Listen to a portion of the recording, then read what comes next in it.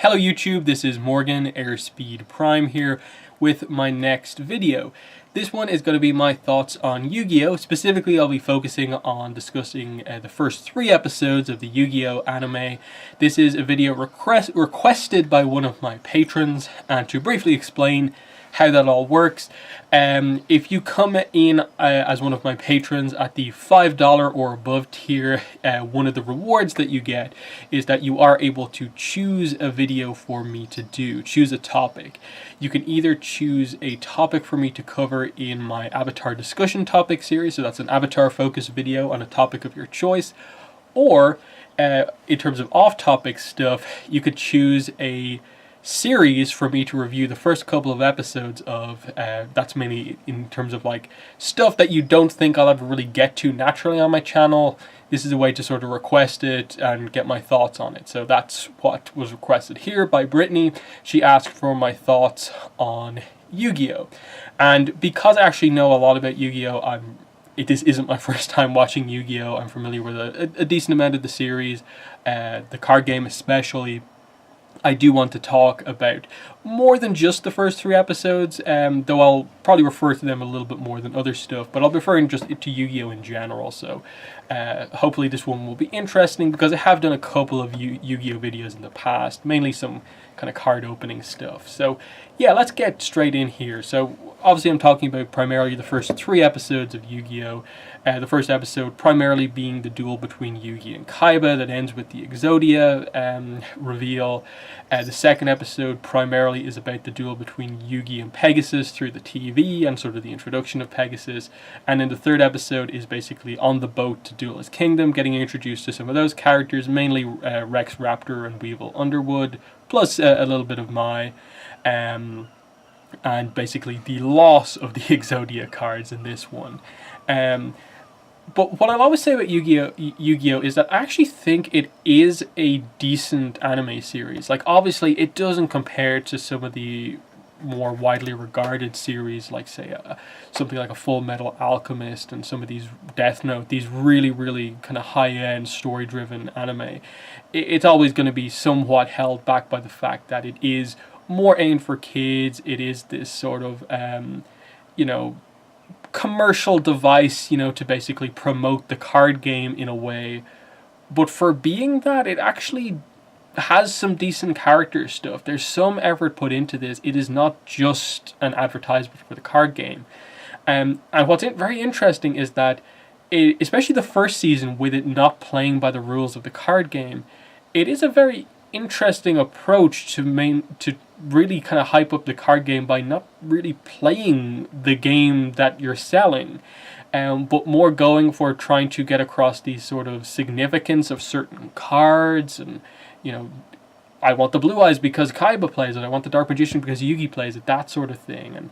And how in a way you don't really care about the quality of the duels, because it's more about the moments within those duels of like, oh my god, the Paradox brothers summoned the Gate Guardian. Like, I want that card, even though it's a terrible card within the game. It's like that's a cool moment within the series, even if it's borderline impossible to summon and keep on the field properly in the game as it is now. And I think that's what's interesting here, in that the game itself in the first season ends up probably being the weakest aspect of the series, and what actually ends up being the most interesting is that the characters and the kind of plot, the lore, is actually where a lot of the interest is early on. And what I like about it is that, in a way, Yu-Gi-Oh! Benefits from not just going down the sort of typical, what you'd expect a card game anime to do, and it kind of just be the characters playing the game as it is actually played in real life. That's what a card game anime like Cardfight Vanguard does, where it borderline, like, if you want to get into Cardfight Vanguard, just watch the anime, and it explains exactly how to play from the perspective of basically a player getting into it, how to upgrade your deck. It kind of very much kind of is like the way you'd almost want it to be, as a sort of tutorial and a commercial for the game. Here, they basically don't really tell you the rules, because they play in the first season such a simplistic version of the game, and instead focus on, like, actual character stuff that they're cards here, but they're cards that basically come from sort of history of the world. That the whole Egyptian theme, especially with the first season of the game, comes in very, very heavily with the idea of the Millennium items that Yugi has one of, Pegasus has one of, and you get to see other characters who have some of the other ones as it goes on. And then especially just the idea that these monsters are basically real, that they're all based off real monsters that were used in the past in ancient Egypt. That's a really cool dynamic, and how it sort of connects a lot of the dots of like Pegasus was this sort of explorer who went to Egypt, found these cards, and sort of made a game out of them. That's why he's so famous. Yugi's grandfather also went on some of these expeditions, and that's where he found the pieces of the Millennium Puzzle and so on. So there's all these really cool connections that come into play. And in terms of interesting plotting, it's very interesting that it all sort of comes together within the final arc, which is like the Egypt arc, where they actually go there, and it's all about finding out the truth about who Yami is, the person Yugi turns into when he duels. Who is this kind of character? And obviously we'll learn he's like the pharaoh, and it's all about sort of finding out his true name and so on. It actually is very interesting from a plot perspective, and especially with some of the stuff like with Kaiba and sort borderline like the sort of theme of reincarnation that they have in a way, with characters from the past and there being very similar characters in the present. It works really nicely. Obviously, they play in very simple sort of character ideas here of just like friendship is a very, very heavy thing that they play on.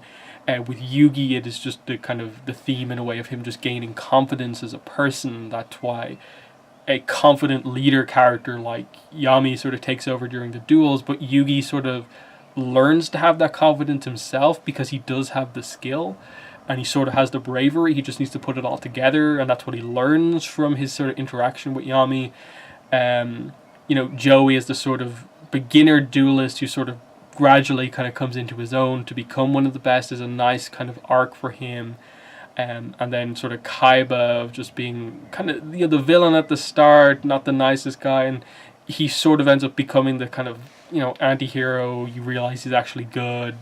The characters are actually well done, as sort of simple in a way as they are. There's actually a lot of depth there, and that's where I'll come back to the statement I said earlier on, that the duels in this first season, especially before they properly play the game itself, in like starting with the Battle City arc, the duels aren't all that interesting, because the Yugi Kaiba duel, I think a lot of people often remember it, but they often remember it, I think, only for the line delivery of the final blow, basically, of Yugi saying the line about, my grandfather's deck doesn't have any pathetic cards, Kaiba, but it doesn't contain the unstoppable Exodia.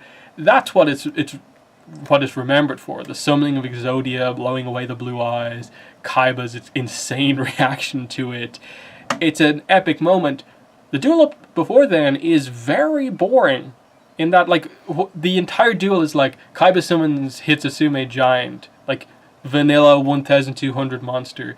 Yugi summons Winged Dragon Guardian of the Fortress, vanilla 1400 attack monster. He gains a slight advantage earlier on. Kaiba summons Sagi the Dark Clown, equipped with a magic card. He then gains the advantage for like they montage through probably like 5-6 turns or something like that, and Yugi's just like defense mode. He goes through all these kind of filler cards. Then he suddenly summons Gaia the Fierce Knight, gains another slight advantage. Kaiba then summons Blue Eyes, he takes the advantage, and it's just bigger monster. Oh, defense. Oh, here's a magic card. How do I deal with this? And it's just a stall game, basically. Like Yugi's style of play is very kind of boring to watch when you really break down that first duel.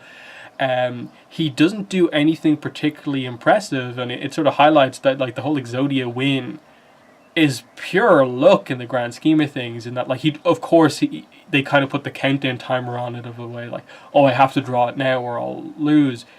But there's so many like get out of jail free moments in that case, in that the way the rules are done leave way more like vagueness and stuff like that than they would if they just played by the actual rules, in that because there's no direct attack on life points, you can stall the game just by never summoning a monster, because the only way to lose life points is by a magic card that directly does it, a trap card that directly does it. I don't think there's basically any monsters this early on in the game that do like direct damage like that, unless there's some sort of weird interaction. So the only way to really do life point damage in like Kaiba's deck is to just attack through attack position monsters. So that's why Yugi's able to stall out the game so much with, you know, Swords of Revealing Light and just playing monsters in defense mode. And he also could have just not summoned a monster.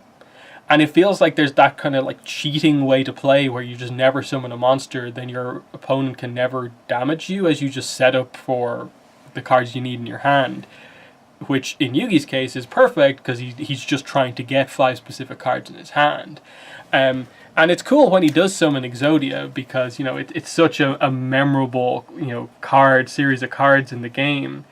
But, you know, Exodia is one of the only like effect monsters that we see in these opening episodes. It's really kind of weird that is the case. But I suppose it's mainly there to highlight how so many of the early cards from the game are just, you know, really, really bad cards. I have some of them here. Like, a lot of these are like from like the first set, Legend of Blue Eyes. Like, they're just vanilla monsters, no effect. Nothing impressive about them in terms of stats. They're just vague, you know, monsters with different attributes, you know, earth, fire, you know, plant and stuff like that, with some mix of, you know, 1,000, just over 1,000 attack points.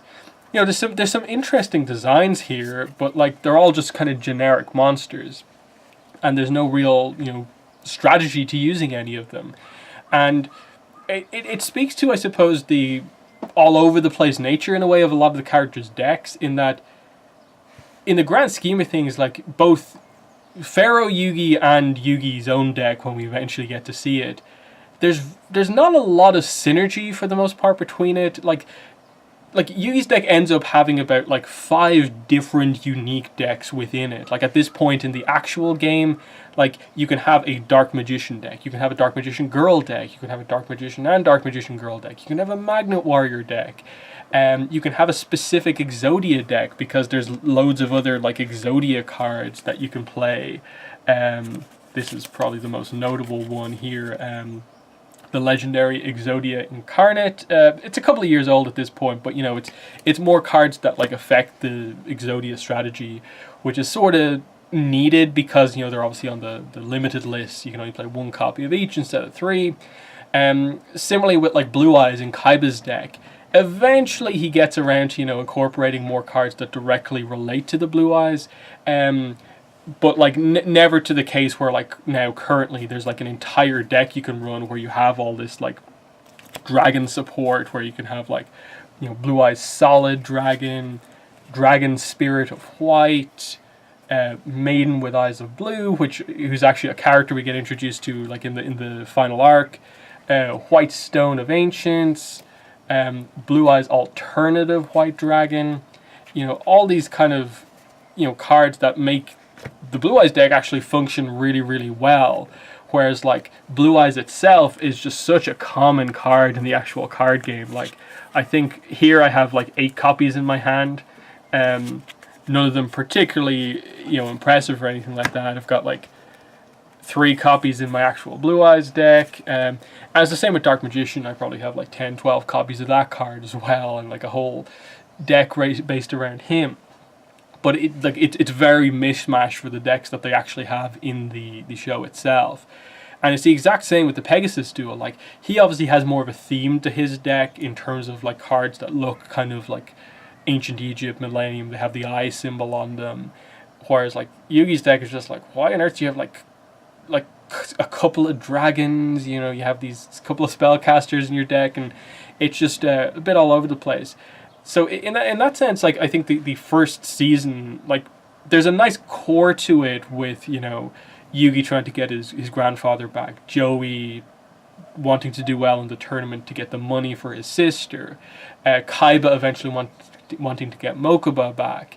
And when Pegasus' motivations are finally revealed, it is actually quite interesting, and he becomes an interesting character after he's kind of through being a villain.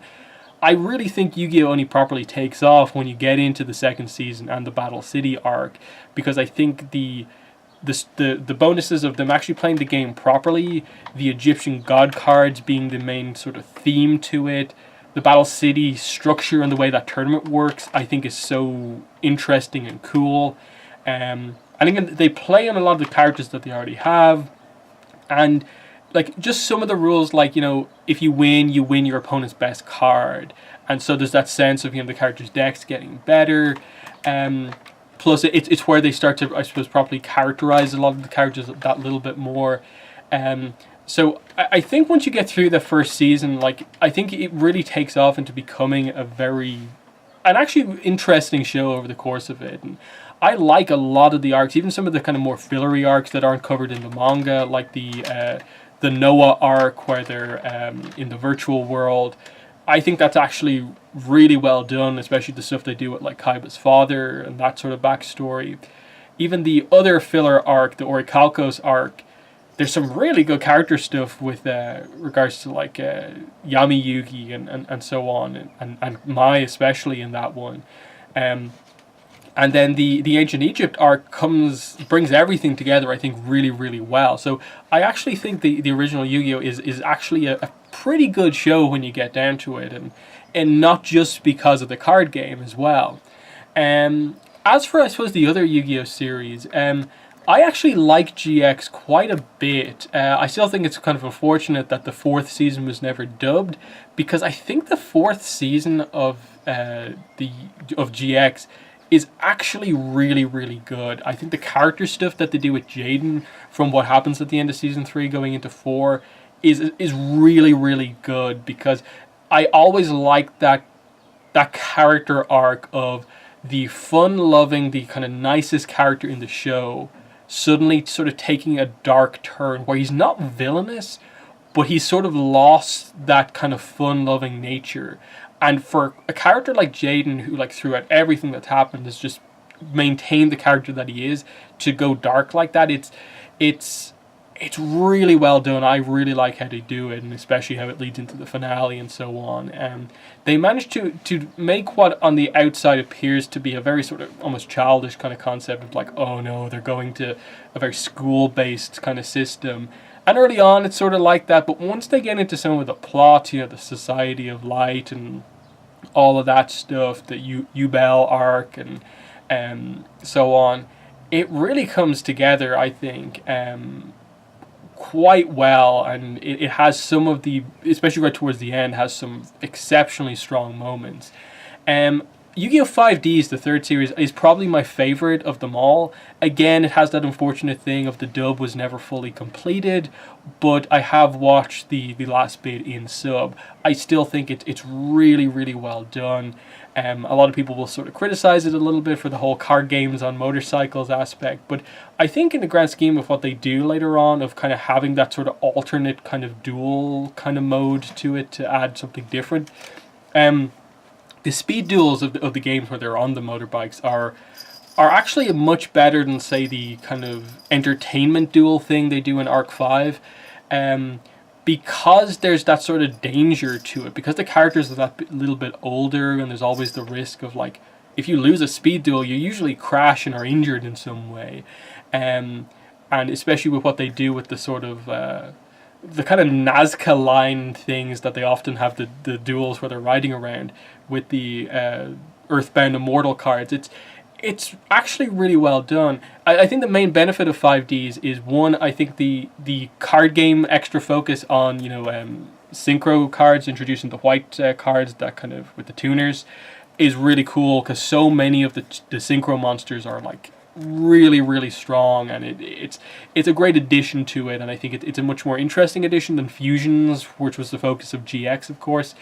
And then especially the characters being that little bit older, like you say the main character of 5Ds being an older character than both Yugi and Jaden, allows you to do things just in a little bit of a more mature way, of like the satellite sort of being these kind of poor people, separated from the main city, and they're constantly being kind of oppressed by the guards and so on, and Yusei having to sort of fight himself out of the satellite to get his card back from his friend who like betrayed him, and how it kind of eventually you see sort of Team 5Ds come together, and just that dynamic of these signers that they become. They all have the sort of kind of glowing tattoo things that sort of represent their individual dragon of like Stardust Dragon, Black Rose Dragon, Red Dragon Archfiend, and so on. It's definitely one of the kind of coolest kind of selection of sort of boss monster kind of for the heroes overall, and I really like it.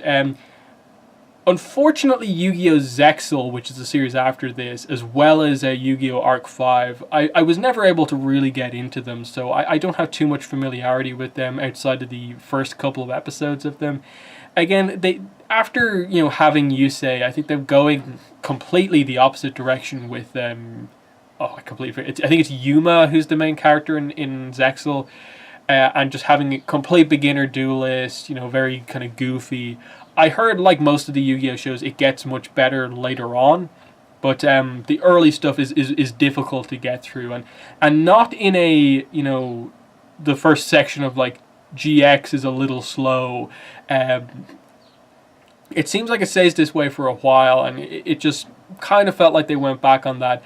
And then I think a lot of Arc 5, again, like a lot of people say, it gets a lot better later on with the whole dimension stuff, and then bringing a lot of things together towards the end. That's great and all. I think just early on, the whole entertainment duel aspect, it didn't really work to me. I think Yuya is the name of the main character from Arc 5. The latest show, Yu-Gi-Oh! Vrains, I actually really like, because once again, they went sort of back to having a slightly older character. I think most of the characters end up being roughly the same age, but like I suppose the tone of the show, it felt a little on the more mature side, more like 5Ds than the other ones, even though it was still someone who was in school. And Playmaker, or Yusaku, as we get to meet him, is I really like him as a character in that he can come across as, I suppose, very dull and kind of emotionless, but I think that kind of works for him just with the type of character that he is, and the kind of backstory that they begin to get into. This is where sort of a virtual reality world is sort of where the focus kind of is, and that's where a lot of the duels take place. And here you have some of the duels take place on... they're going through these basically data streams effectively, and they're on these kind of like surfboard borderline things as they go through these kind of data streams in this kind of Tron-like world. And everyone, of course, when they're in Vrains, has this specific avatar that looks slightly different than they look in real life, and they have like a specific username rather than a name. And it's this interesting sort of like almost like cyber terrorist kind of type dynamic that they go for, and I think it just ends up working, along with the fact that the introduction of Link monsters this time, I think, feels like the closest they got to like the introduction of synchro monsters in 5Ds, in terms of like the coolness of a new summoning mechanic within one of the new series. I'm a little bit behind on it at this point in time, but from what I've watched, which I think is like at least up to around episode 80 or so, I thought the storytelling was actually pretty well done with regards to how they kind of were beginning to sort of form the teams and the different sort of twists that they had along the way. So for the most part, that's where I sort of stand on most of the Yu-Gi-Oh! Series, and that I think most of them are actually okay. If I gave Zexal and Arc V a little bit more of a chance, I'd probably be able to get into them a little bit more. It's just I think they were taking a little bit too long than I wanted to get into them. But I'm happy enough knowing that like the original series is one I like, GX is one I like, 5Ds I really like, and then the more recent one, Vrains, I also like. And especially with like, I suppose Vrains will be coming to an end, I suppose, within the next year. We'll probably, again, within the next year, be hearing about what the next Yu-Gi-Oh! Series is. I'm excited to see what direction that they go in.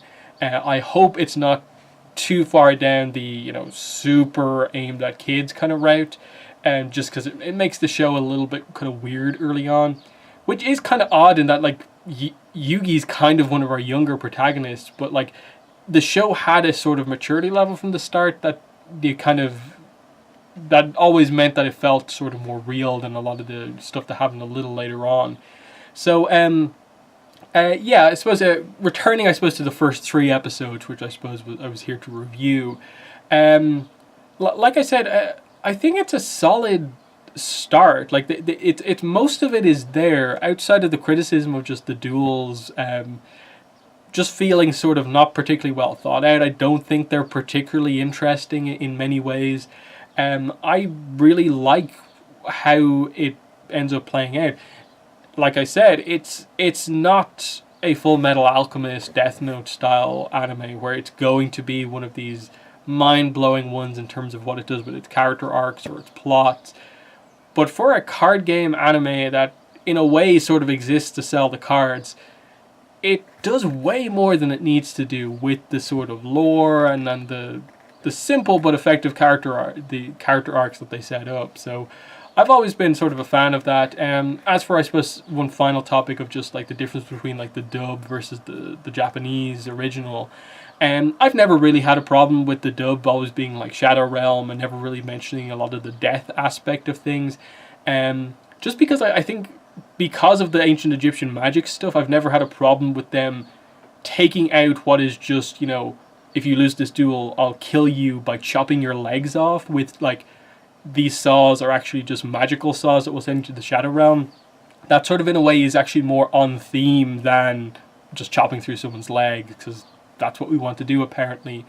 The Shadow Realm thing in general has always, to me, almost fit a little bit better, even though it at times it can be a little bit goofy. Obviously, some of the early censorship of like the finger guns is a bit weird, but the Shadow Realm has never been a problem for me in most of the series. Yeah, that's my thoughts on Yu-Gi-Oh! In the comments, let me know what your thoughts are, what your experience is with Yu-Gi-Oh! Whether it be the card game, or if you have any questions about Yu-Gi-Oh! Or like cards that I like or anything like that, let me know in the comments below. But that's been the video. Thanks for watching, and bye.